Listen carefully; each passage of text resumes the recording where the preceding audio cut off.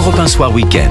19h, 21h, Guillaume Lariche. En 2020, les maires avaient environ 1300 agressions et insultes également à cette époque. C'était quasiment le double, 2500 faits pour l'an dernier.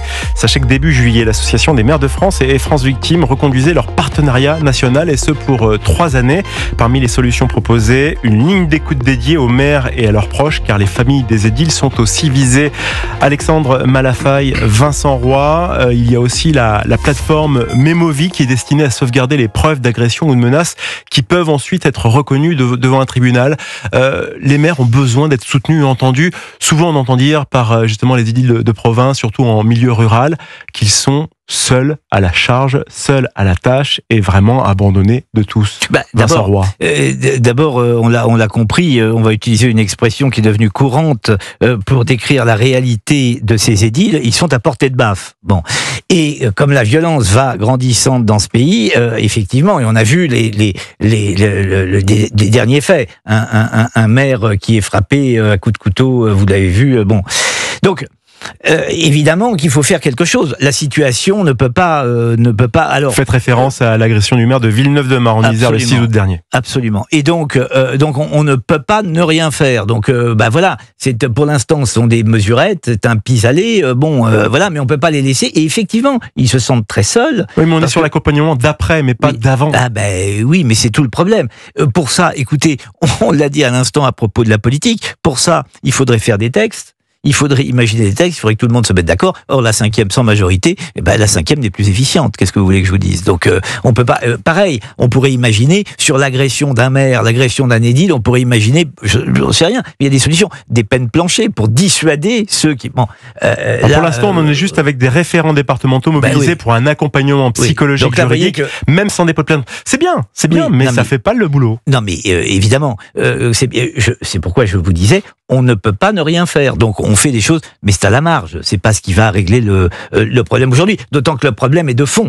Cette violence endémique, le fait qu'on ne respecte rien, ni un policier, ni un maire, ni un médecin, ni un pompier.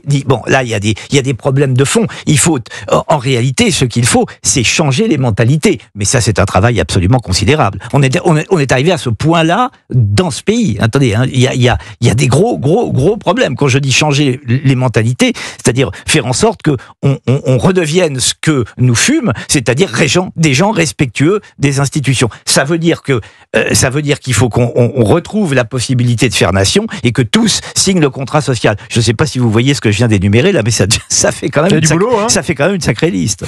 8h10, Europe 1 Soir Week-end avec Alexandre Malafaille et Vincent Roy. On parle de ces maires de villages ou alors de grandes villes aussi, mais tout le monde peut être menacé et de ces accompagnements qui leur sont proposés. Alexandre Malafaille, la notion selon laquelle l'édilité était sanctuarisée et désormais bien bousculée. Est-ce que c'est grave ? J'ai envie de dire, la réponse est évidente. C'est grave, mais toujours pareil, pas de mesure.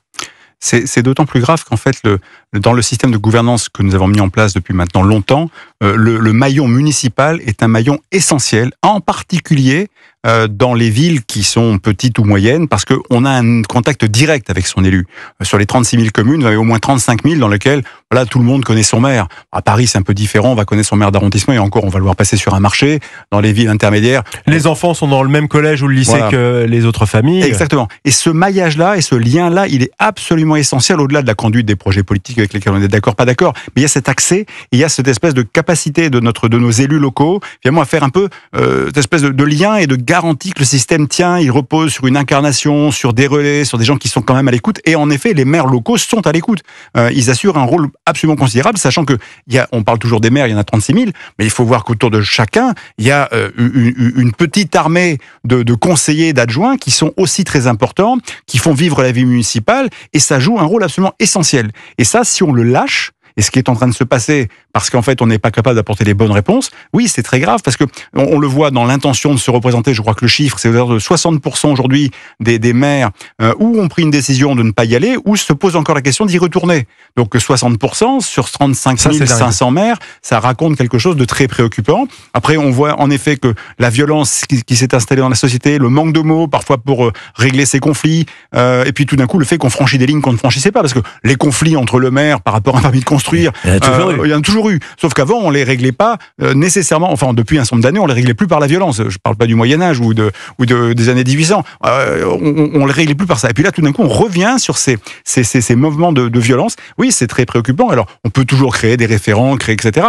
C'est un problème de déstructuration de notre société, de ses repères, de ses valeurs. C'est peut-être aussi, à un moment donné, peut-être une perte de sens. Les gens ne comprennent plus ce qu'on leur fait vivre, le sens du projet dans lequel ils sont embarqués. Et en fait, les gens étant peut-être un peu perdus, à un moment donné, ils pètent les plombs. Alors, je n'excuse rien, mais je pense qu'effectivement, il y a une perte de repères systémiques qui s'est installée dans notre pays. Et ça peut justifier ou en tout cas expliquer que, à un moment donné, les gens se disent, je vais régler mon problème en direct avec le maire, et puis tant pis pour les conséquences, quoi. On parlait de proximité, Vincent Roy, tout à l'heure, effectivement, dans les petites villes, 500, 800 000 habitants, 2000 habitants, un peu plus. Quand on est élu comme ça dans une petite ville de moins de 10, 15 000 habitants, tout le monde sait où vous habitez. Résultat, pas mal de maires hésitent à porter plainte par peur d'exposer leur famille, leurs proches. Résultat, encore un crime qui peut peut-être être impuni et peut-être même plus. C'est-à-dire qu'après, on gouverne par la peur. Ben oui. Et on gouverne mal. Par l'intimidation, bien entendu. Mais bien sûr que les maires ont peur. Attendez, vous savez, il y a quelque chose qu'on peut dater.